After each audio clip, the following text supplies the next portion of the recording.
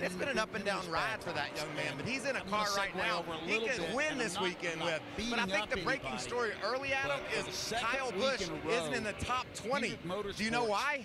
That's because he literally, next to you, just rolled out of his garage stall and out onto the track. That's what I'm going to do all day, Adam. I'm going to break stories from the garage area. You watch. There's a look at Kyle. He came out a little bit late. Once he climbed in, though, he was ready to go and made it happen. There he is on track. This is the second week in a row they were not a factor. I'm hearing. Wish I knew. I mean, I knew where you were going when you started that conversation. So you look at Kyle Busch as he gets up to speed, and I would anticipate that he will be right around the same lap time as Christopher Bell. And we should point out, Christopher Bell, when he came here in November, was in a must-win situation. He started this race 38, didn't qualify because that issues in the inspection line, and drove all the way through and found his way to victory lane. And despite early speed in practice, he has taken it back to the garage, Regan. Well, some work going on down here on Noah Gregson's number 9 car already, Adam. He had a problem with what he thought was the throttle stop. But you'll see that we've got guys leaning in the window. We got guys looking over the hood of the race car. What they believe was happening was his foot was catching on the leg board of the race car, making him think that it was the throttle stop, which is actually on the carburetor of these cars. That's something that's very uncomfortable for a driver, especially at a place like Phoenix, where we do have those heavy braking zones and you have to lift early. So that's something they're going to want to get fixed right away for him. Otherwise, it's going to be a challenge for him to practice. And Gregson comes here this weekend making his first ever Xfinity start in Phoenix. Does have a handful of starts here when it comes to the Gander Outdoors Truck Series. Christopher Bell leading early in the desert. Let's take a look at this. Let's go back 4 years in time to the Hendrick Motorsports lineup. Jeff Gordon, one of the greatest ever, 4-time champion. Jimmy Johnson, maybe the greatest ever. Dale Earnhardt Jr., pretty good driver, Hall of Famer. Chase Elliott, really good driver. That was the lineup that they rolled out every Sunday. Yeah, they don't roll out. They don't roll out 300 hitters now. No, and I've heard the argument made many times about the fact that the Ford teams right now have a much more experienced lineup, and they do. There's no question.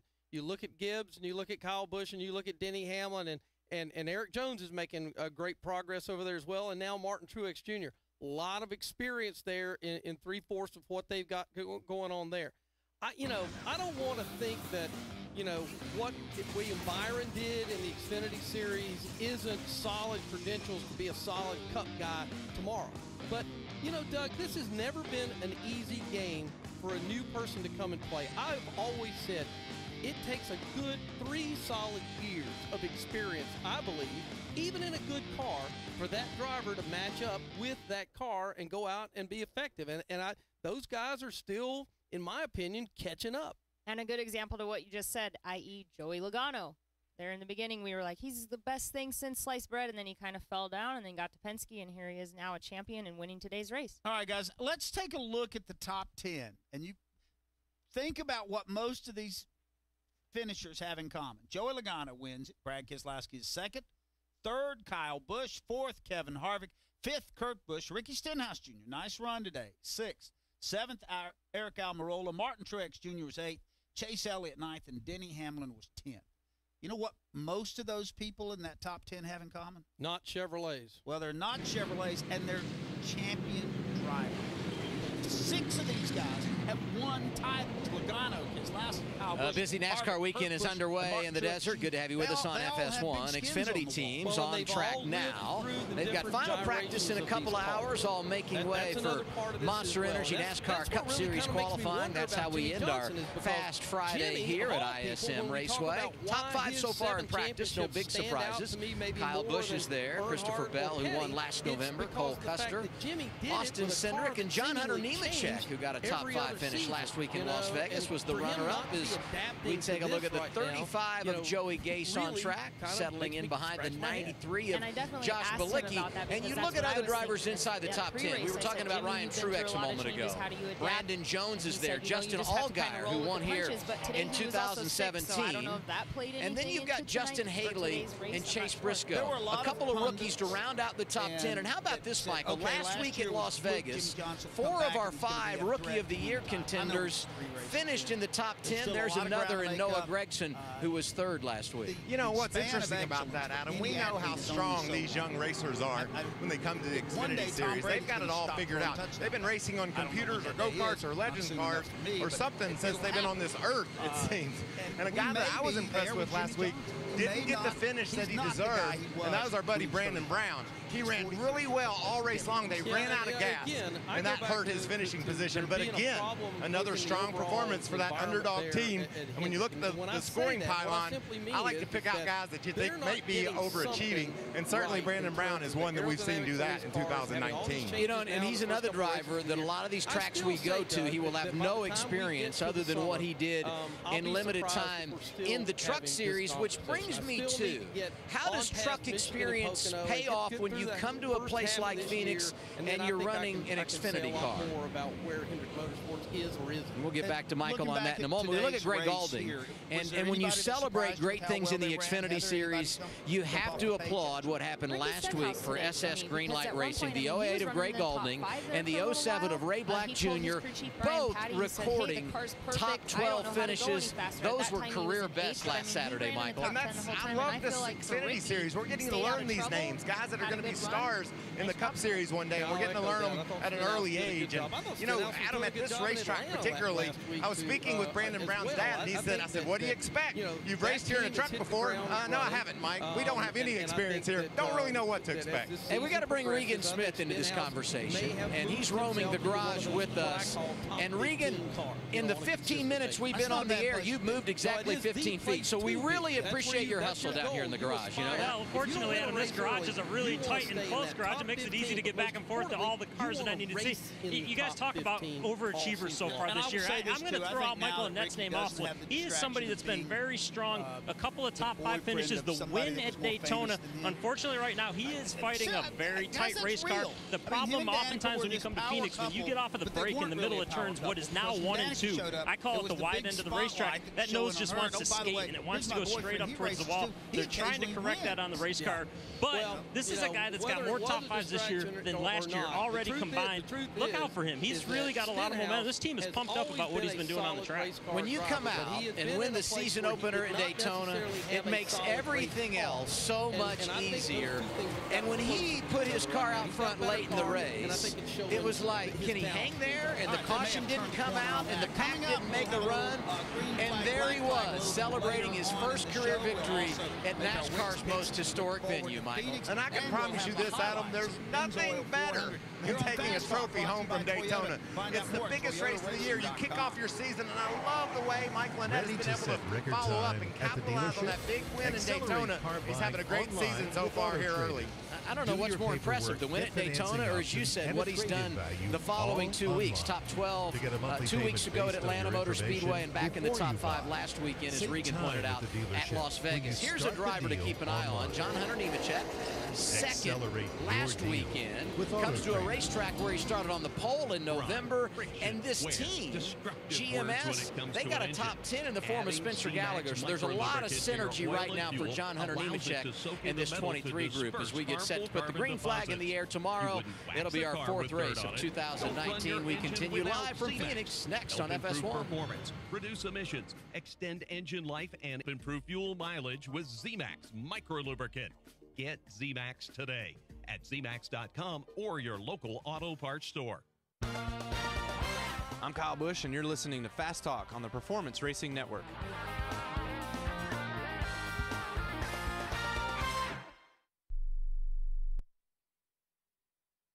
I'm Paul Shad in Charlotte with Kathy Martindale in Nashville here on Z-Max Racing Country from PRN. We're so proud of bringing you the best singers in country music and the biggest stars in NASCAR. Hello, Garth. Oh my gosh. You got a nickname for Trisha, don't you? I got about 8,000 nicknames for her, and the Queen is probably the big one, but Z-Max Racing Country, music from the fast lane. They're among NASCAR's best drivers. Kyle Busch says, you're playing with fire. Jimmy Johnson knows it's really treacherous. It's been called the Great American Speedway, where only the bravest souls run. The two collide Sunday, March 31st in the O'Reilly Auto Parts 500. the NASCAR Sights and Sounds 2-pack, presented by Kawasaki.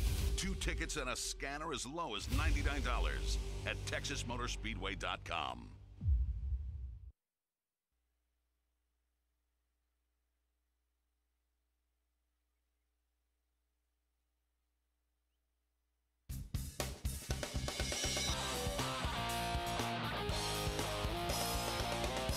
Doug Rice here with you on Fast Talk, special edition from Las Vegas Motor Speedway. Post-race edition for the Pennzoil 400 out here in Vegas. I'm joined by my longtime veteran broadcast buddy, Pat Patterson, and Heather DeBow. Pat, I was at an event a few weeks ago, the National Motorsports Press Association, and our buddy Hill Overton was there, and he asked Jeff Gordon a question.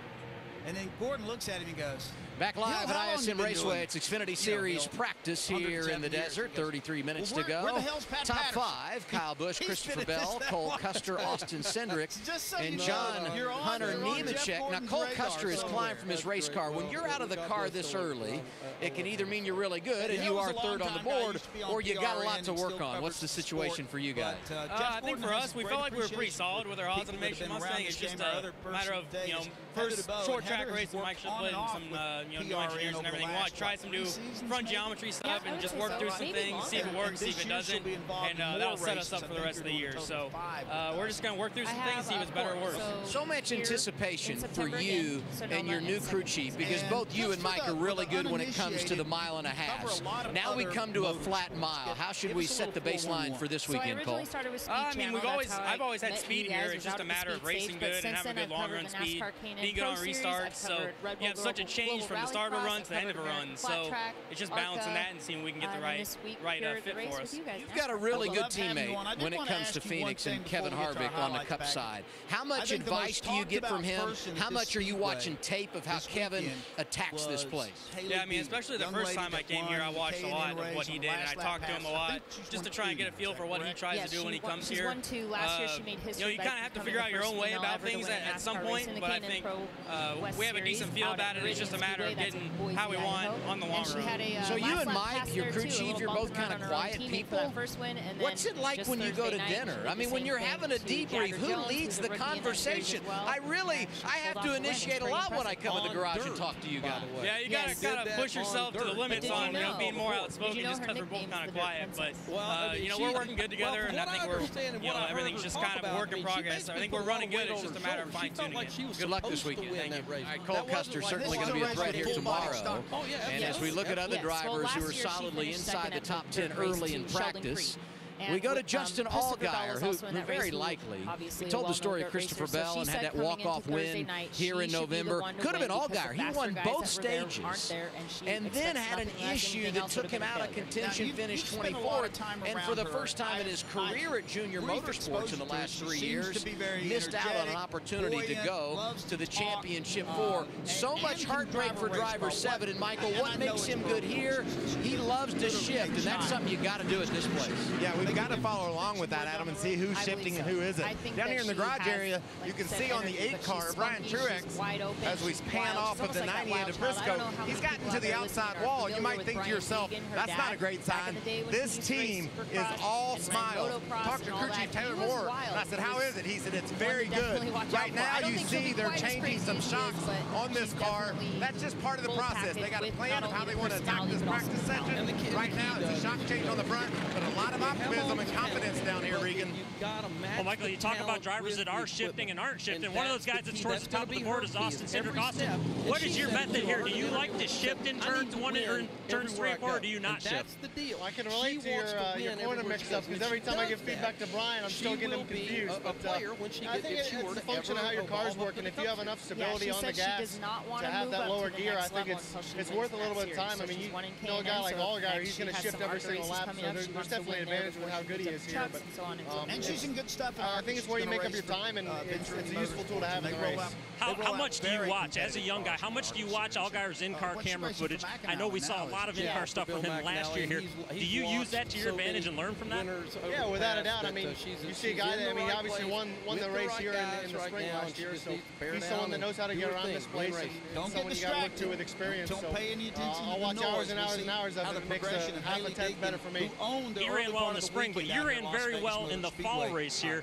What about this race car now? I know you're out working on some driver comfort things inside the car. How's the car on the track, though? It's awesome. I think this is the best race car we've really unloaded with a short track, at least for me. And I've obviously gotten a lot more comfortable in these cars and understanding them a lot more. And I think we'll have a pretty good piece for tomorrow's race tomorrow. So my landform Mustang's good. We have enough time to really look over everything, make sure it's all good heading into final practice, and maybe get a few more runs in. Adam? Well, he's in the right car for speed this weekend. You go back to Cup practice earlier today here at Phoenix, and it was all about the guys from Team Penske. And now we go on board with Tyler Reddick. You can't beat the visor cam, Michael. That's what it's like, Adam. Every time I see that, it makes me want to be a race car driver again. I just get that excitement and that sensation of really being inside that car. We saw last week at Vegas the driver's head buffing around a lot. This place a lot smoother. We can watch how his head is just steady as he races around this track. But the hands aren't steady. It's a handful wrestling one of these things. Like I said earlier, 160 or so. Is that what we're seeing? Yeah, down into the corner. And then a tight apex right there. You really got to wrestle that car to get it to the bottom. And that's the goal. Run those left side tires under that yellow line in turns 1 and 2. I don't know if you were here with us off the top of this practice show. We indicated we thought Kyle Busch would be really good. Right now, a tenth of a second faster than everyone else. 27 minutes to go in practice. A chance to get to the inside of Kyle Busch. Busch slips up the racetrack. The top three down at the bottom. Kyle Busch now only a half a car length. He's not going to try to hold on to that second spot. He wants to lead this race today. Gets right to the bumper. Keselowski can't make anything work. Keselowski holds the bottom of the racetrack. But here comes Logano. Logano from the outside goes around Kyle Busch, paints to the inside of his teammate Brad Keselowski. Now he jumps to the outside. I think we're going to see a new leader off turn 2. Here comes Logano. He'll fly high, wide, and handsome to the race lead. Here comes a pass for the lead in turn 1. Kyle Busch will use lap cars to get it done. He'll take the lead away from Logano as they make their way around Austin Dillon and Landon Castle. But Logano says, hang on, it ain't over yet. He goes to the bottom. He'll try to move Busch back a spot again. Give Logano credit here as he drives right up underneath Kyle Busch and retakes the lead off 4. Logano loses a lot of ground. Here comes Kyle Busch. He's going to try to make a run at him off the 4. Now Kyle Busch, too fast on pit road. He has been hit by the speed police. A pass-through penalty. That one's going to leave a mark. Joey Logano will claim stage number 2. Kevin Harvick will come home in second. Martin Truex Jr. third. It is Kurt Busch on the outside. It is Joey Logano to the inside. Green flag is waving once again here at Las Vegas. Keselowski makes it 3 wide coming off in turn 4. The battle is up front. Joey Logano to the inside, to his outside. Kurt Busch. Side by side, they run again. This is 3 laps in a row. Nobody's giving an inch up front. Here comes Harvick. He'll try to go to the bottom of the racetrack. Kurt Busch drives down and shuts the door on him. Not going to give him the room this time by. Joey Logano's been narrowing the gap the last 3 laps. This time into turn 1. He rides up to the middle group. Side by side off turn 2. Harvick won't go quickly. Joey Logano side by side with teammate Brad Keselowski. At the stripe, it's Keselowski by about 3 feet. But here comes Logano. Joey Logano on the bottom. Brad Keselowski in the middle. Up top, the lap machine of Landon Castle. Side by side. Teammates not giving an inch. Well, Joey stays out towards the wall of the racetrack. Logano's now got to make a decision. This is going to give Keselowski a chance to do some catching up. Keselowski cuts it down to 4 car lengths. They're both right up next to the wall. And don't look now, but Kyle Busch is about caught in this group as well. They'll be looking at the white flag when they come back to the line. This time it's Joey Logano by...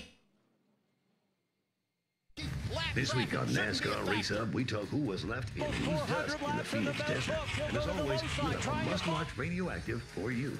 Plus, it's been an eventful year at Bronco Motorsports. Now a 3-car team, Michael McDowell also has a new crew chief. We'll find out what it takes and what they've had to overcome. This week on NASCAR Race Hub, weeknight 6 p.m. Eastern, only on FS1. Joey Logano up against the wall. Keselowski Looking forward to another big week in NASCAR Race Hub. Weekdays 6 live on FS1. Right now it's Fast Friday. We're at ISM Raceway just west of Phoenix, Arizona in Avondale, where the opening practice of the weekend is underway for NASCAR Xfinity Series teams. How about the 6th place finish last week for this driver, Ryan Sieg, after a top 5 at Daytona, top 11 in the first 3 events of the year, and this team out of Tucker, Georgia, that we have documented so many times, has updated their equipment and certainly making the most of it through 3 races. So here we are back in the garage, and in case you're just joining us, we're doing something new today. We want to bring out the personalities in the Xfinity Series, so we said let's abandon the booth and get down in the garage where it happens. And someone you need to know is roaming around right back here. Ben Bayshore, first-year crew chief.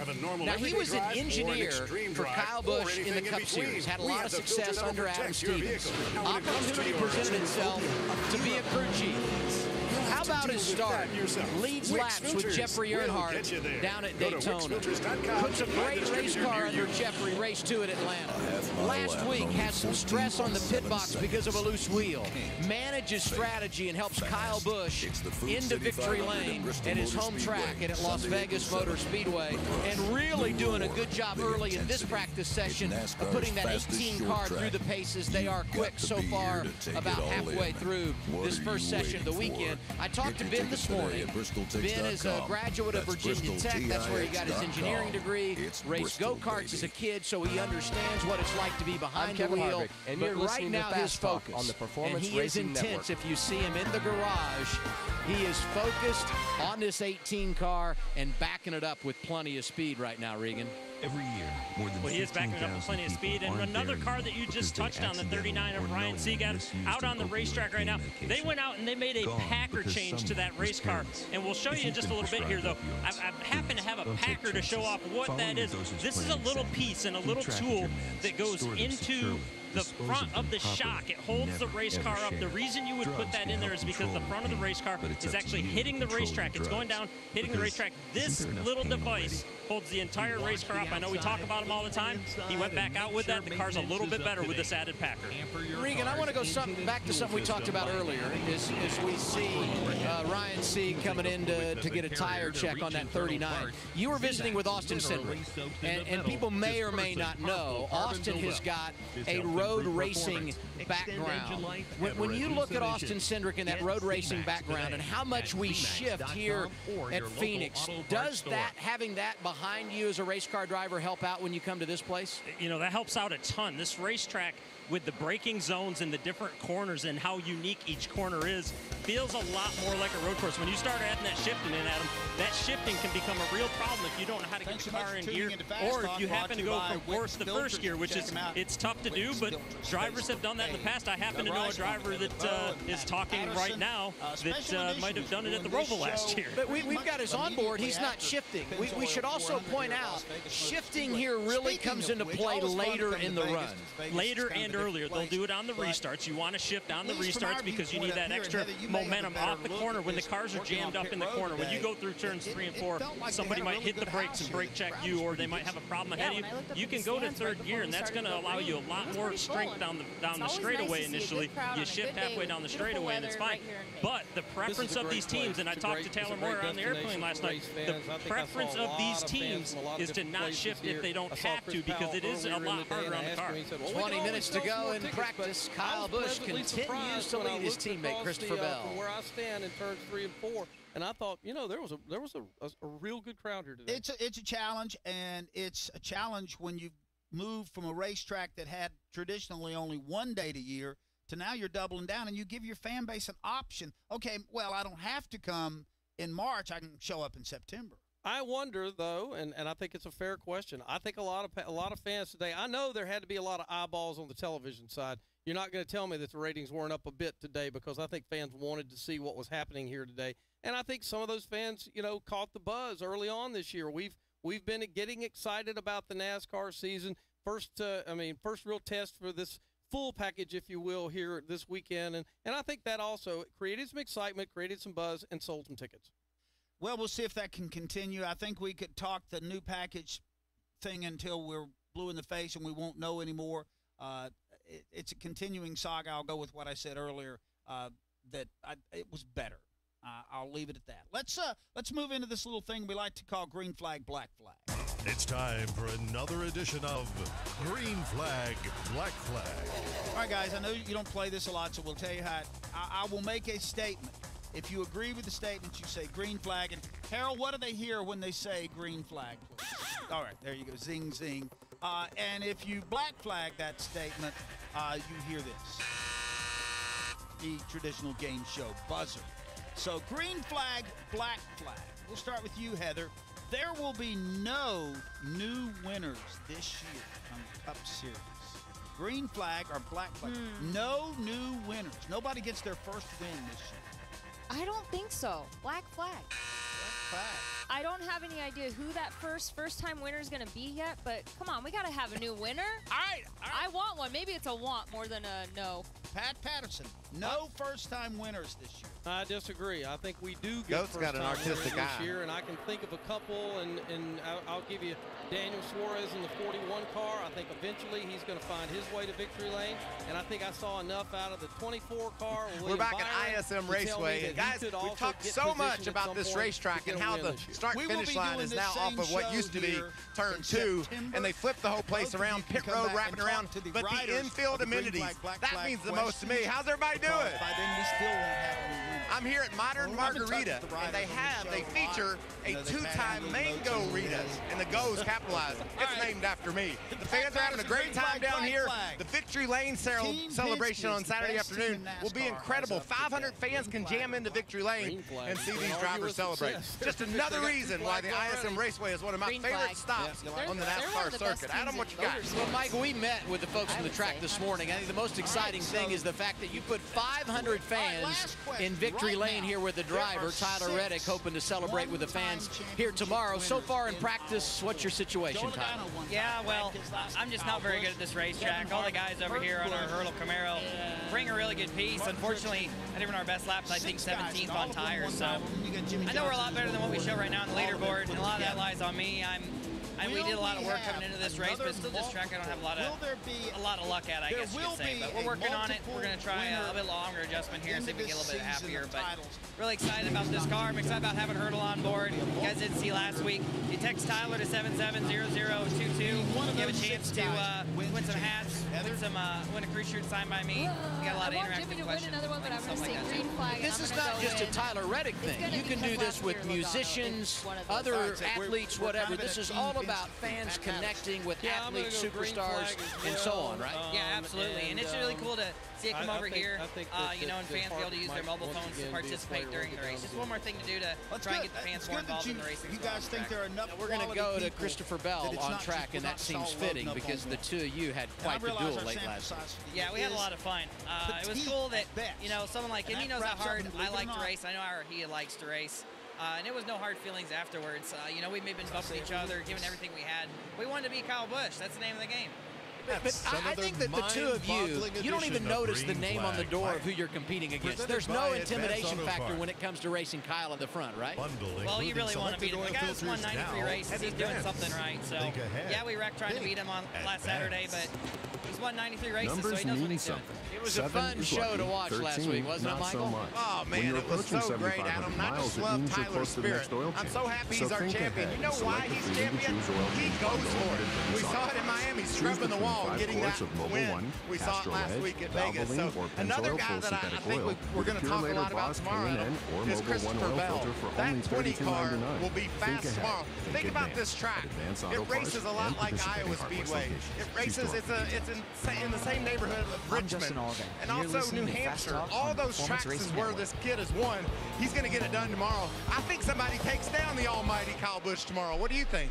Well, I think if there's someone that's going to get it done, you got to point first to Christopher Bell, just based on what he accomplished here last fall, the ultimate walk-off coming from 38th. And as we chronicled earlier, you need to start up front here unless your name is Christopher Bell. He certainly proved that theory wrong in November. 15 minutes to go in practice. Two things that if you were running the show, you would want to implement? Definitely more racetracks added to the schedule.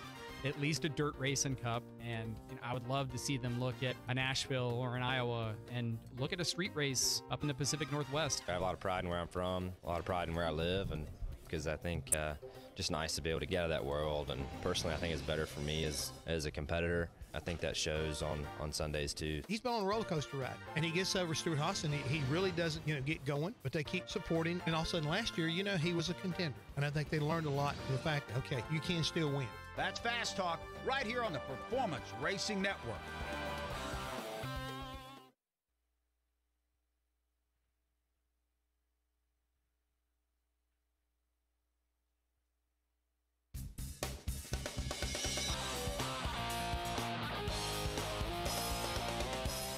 By the way, cool things happen when you win races. At Charlotte, you get to go to the Speedway Club. At Texas, you go to the Speedway Club.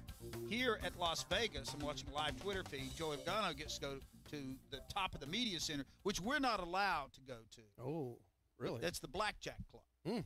Okay. Probably better for me. Yeah. I'm not at something called the Blackjack Club. Blackjack. I don't know. But, that's one of the spiffs. When you win, lots of cool things happen, and he gets to go celebrate at the Blackjack Club. I still think this race will be talked about more for the debut of the new Aero package than it will be for Joey Logano winning the race. And I'll give my assessment again, and then we'll grind on this a bit more because I think it's the biggest story coming out of here. I thought what we were going to see was going to look more like what we saw at Charlotte in the All-Star race. It wasn't identical, but I thought that was going to be more. I didn't get that, so that left me a little dissatisfied. First 80 laps of this race were not intriguing. You had a guy. The young guns of the Xfinity Series are ready to turn up the heat as in it went Phoenix. on, the drivers got The more desert won't intense. show mercy for any of these drivers as they battle their way to the finish. It's a sprint here at ISM Raceway. Put the green flag in the air and turn them loose. Coverage begins at 3:30 p.m. Eastern on FS1. That made that race. The fact that we had like 12 cautions. Huge weekend of NASCAR. It's part two of NASCAR Goes West. Last weekend, competing at Las Vegas Motor Speedway. This weekend, a double dip here at ISM, Avondale, Arizona, host of this 1 mile where there will, in fact, be a duel in the desert. And there's a look at Ross Chastain in the 4-car. Nearly got his first NASCAR win here back in 2013 in the Truck Series, driving for Brad Keselowski, beat out on that Friday evening by Eric Jones. But here's the interesting thing about Ross. He's done triple duty every weekend so far. The numbers are on the screen. Nearly 3,000 laps raced this year between the Gander Outdoors Truck Series, the Monster Energy NASCAR Cup Series events, and here in the Xfinity car. So impressive, Michael. I love this kid. You see that smile on his face on the graphic there? That's his attitude. He's going to race everything he can, anytime he can. And that 7th place finish last week at Las Vegas was so impressive. This guy is off to a heck of a start in 2019, Regan. Well, he's been off to a wonderful start, Michael, and especially driving for a smaller team like Johnny Davis Motorsports. Today, though, not quite as easy of a day so far. They had an issue on the straightaways. He went out there as we see him go through the dogleg right there, and the steering going back and forth was going tight and free on him, tight and free. Well, when that happens, basically it gives you no confidence as the driver going in the corner, especially at Phoenix where we actually have to turn down the straightaways. We've seen this a lot on the Cup side this year with the power steering issues, not so much on the Xfinity side. They went ahead and changed the power steering pump, which is how they get the fluid to that steering. They changed that for him, and it seems like it's a little bit better right now because we see him out there making some good laps right now. Hey, Michael Regan, we talk so much about the underdogs in the Xfinity Series and the disadvantage that they have when we go to the 1.5 miles because of how sensitive these cars are when it comes to aerodynamics. How much does it help the smaller teams coming to a place like Phoenix, where, as we talked about earlier, you have so many short track characteristics? Adam, I think it's great because of these composite bodies. It really levels the playing field. And now all of a sudden it's about telling your crew chief what you need in your shocks, what you need in your springs, how you make those adjustments. It's the fine line of getting that car just free enough, like Regan was talking earlier, would have turned through the center of the corner. I think the driver, Regan, can make a huge difference here at ISM. I think it's just driver can make a huge difference. And just to add on to that, that's part of the reason why the garage area is really taking notice of Ross and of Ross's abilities. When we do come to these smaller short tracks where he has the opportunity to run good, it seems like he always outperforms, always gets more out of the car than what it seems like should actually be there. So places like this are where some of these young guys that are with the smaller, more underfunded teams can show themselves off. They know that, and he takes advantage of that. Keep in mind that in any race look here at the 23, run, John Hunter Nemechek. You got those top 10 at Daytona as he opened up things for GMS, finished 8th down there. Had a host of problems at Atlanta, so he wants to write that one off, but a solid bounce back last week, finishing the 2nd position behind Kyle Busch, and nearly put himself in position to pull the upset in double overtime, picking up where they left off. Right now finds himself 5th on the time sheet, 27.472 his quick lap, and the fastest lap of the session right now to Kyle Busch. It's a 27.28. I applaud NASCAR.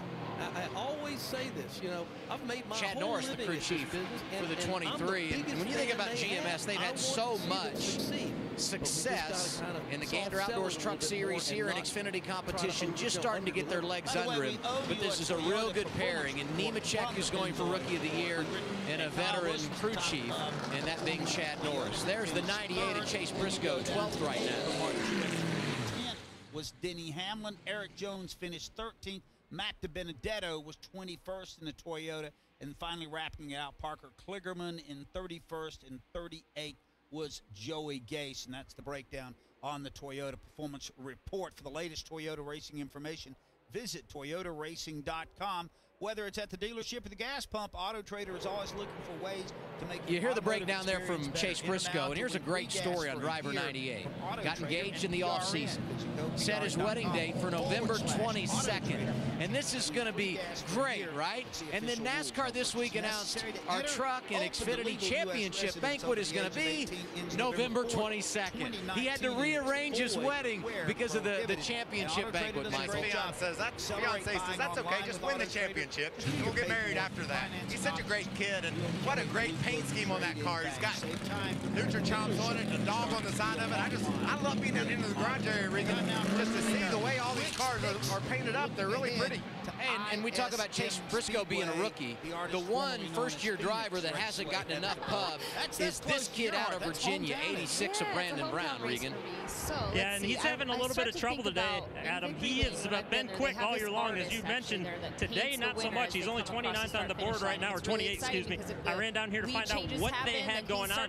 They're having trouble getting him comfortable in the braking zones, getting into the corners. The spotters really been explaining to him where they want him to brake, how they want him to brake, and at what points in the corner they need him to be off of the brake. So a little bit of a challenge today, but this is a team that keeps outperforming. They keep getting better as we go, so I'd expect them to be okay by the time we get to the race tomorrow. And I got to ask you, you mentioned Chase Briscoe's wedding, and you said a great story here, Adam. That doesn't seem right. That was a terrible story. He's got to reschedule his wedding. Well, maybe it wasn't a good story. The thing I said to him, it's another week of nerves in anticipation of the possibility of his fiance changing her mind. That would put me under some stress. The next week could be a good day for somebody other than the players that we've got on the board right now. I mean, there may be an opportunity next week for somebody, like I said, Alex Bowman, who's set on the pole out there. So you're out here hunting for unicorns. I'm a unicorn kind of guy, actually. Yeah, I mean, that's what I'm picking up on. That's what you're putting down on us. Yeah, I'm going with her. I'm betting on her. Yeah, I mean, if you're walking to the pay window, you got Kevin Harvick's name. I like the guy that won here today. Maybe it's just because he just won a race. I think this year we may have a big 3, big 4 again. Joey Logano, we're going to be talking about him all year long. You know what happened? The cat got swagger. I saw it at a press conference that we did at Charlotte Motor Speedway where we had all the Penske drivers. The guy up to this point's been Keselowski. He's got the championship. He's got the wins. Blaney's, sexy, cute, trendy. When we had all 3 of them up on stage, who was in charge? Joey Logano. Joey Logano. Yeah. Because he's sitting there going like, I got the big trophy at home. And that's how that's going to come down. By the way, that's our Wix picks brought to you by Wix Filters. Go to Wix Filters' Facebook page for a chance to win NASCAR and NHRA tickets at Wix. Just makes all the difference, Pat. He is.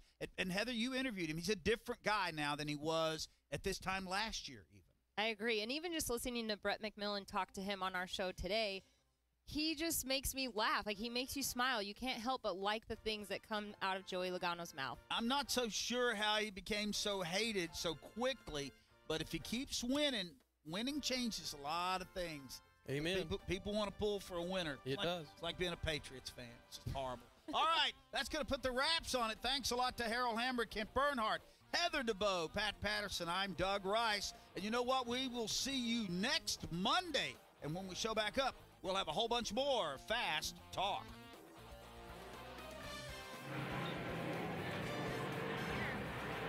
Fast Talk was presented by Toyota. I got you. For the latest Toyota racing information, visit toyotaracing.com. Advance Auto Parts. Think ahead. Think advance. You know, there's so many challenges when it comes to being a race car driver. And you never know where the next challenge is going to come. But for Tyler Reddick, before you know if it's loose or tight, before you know if you're getting into the corner like you need to or driving off the way you would prefer, you got to be able to just get in the car. That's not easy for driver 2. He's a little bit challenged when it comes to height, and he was able to finally make his way into that 2 machine. We'll see if he finds some speed. Joined now by Garrett Smithley. Do you laugh at that, or do you sympathize as a driver? I would sympathize. Okay. I've had those days trying to get in, so I do have a little bit of height advantage on Reddick, so I got that going for me. Are you about 5'9"? 5'7" and a half. 5'7". That means Reddick's like 5'5". Something like that, but that half is important to me. I like that half. Hey, now I want to mention a couple of things. You did double duty at Atlanta, which is your home track, so that was awesome, and congratulations on that. But maybe more importantly, you're doing double duty again next weekend, and Saturday, your dad is going to perform the flyover. Tell us more.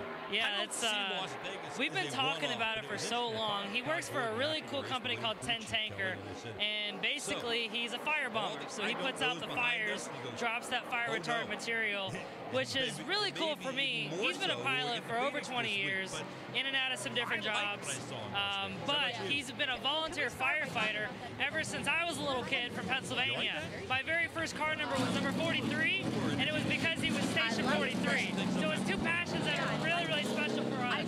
So you were car 43 because of your dad's number, not the King Richard Petty. Now that's interesting. Not the King, and I even said something like, is it kind of weird to be 43? And then I kind of thought about it. It's like, no, because I'm 43 because of my dad, not because of the King. No offense to him, but my dad's my hero, always has been. So it's going to be really special to be standing at the grid, listening to the national anthem, watching him do the flyover. It's going to be pretty special. Probably something that nobody there has ever seen before. I'm excited about it. It will be an emotional time. We look forward to telling more of that story. Thanks. I appreciate it. What's up, Regan? Well, drivers are starting to get out of their race cars right now. Brandon Jones over here with crew chief Jeff Mendering doing a little debrief. Sorry to interrupt you guys. I know a serious conversation going on here. What do you think of your race car so far today? Yeah, not bad. I fired off pretty loose here, and I think that's what you need to start the race tomorrow. Just trying to get a little bit more speed out of it here. I think we're just a couple of tenths off from where we need to be compared to the fast guys. All in all, a great day for us so far. We got one more practice. We'll make a big long run, maybe this second practice, see what we got here. So we touched on it off at the top of the show. Your huge impact last week and how sore you were. What did you do throughout the course of the week to get rid of that soreness to get feeling better? Yeah, I don't know. I guess I'm just still young, so it doesn't affect me too bad. But it took about 2 or 3 days to really recover from everything that I had going on. But I don't know. I was lifting pretty hard in the gym, went hiking, so I don't know if I really laid back as much as I should have. So no ice baths or anything fun like that? I couldn't do it, man. I couldn't drive myself to it. He told me he leaves the ice baths to Bubba Wallace, Adam. Well, wait a minute. Now, wait a minute, Regan. You told me that you do the ice bath. Well, I do the occasional ice bath back when I was driving, but I'm a TV guy now. We don't need ice baths here. Okay. Yeah. Hey, we've got a great debrief going on here in the garage between Christopher Bell and his crew chief, Jason Ratcliffe. And I'm going to let them finish, and then we'll slide in and visit with him. But when you look at the growth that these two have gone through in the last 13 months, I think we all were so excited when it was announced that Jason who's a veteran crew chief and won at the Cup level, was going to come over and partner with this young, talented driver coming off a truck championship in Christopher Bell. We all had great anticipation of what could happen. Christopher went out, set the rookie record for victories last year. 7 times he went to victory lane, including, as we mentioned, here in the fall. Had that dominating performance at Atlanta a couple of weeks ago, I think, serving notice that they are going to be the team to beat in 2019. And it looks like the conversation is slowing down. So let's slide in here and visit with Christopher. First off, the car looked great in practice.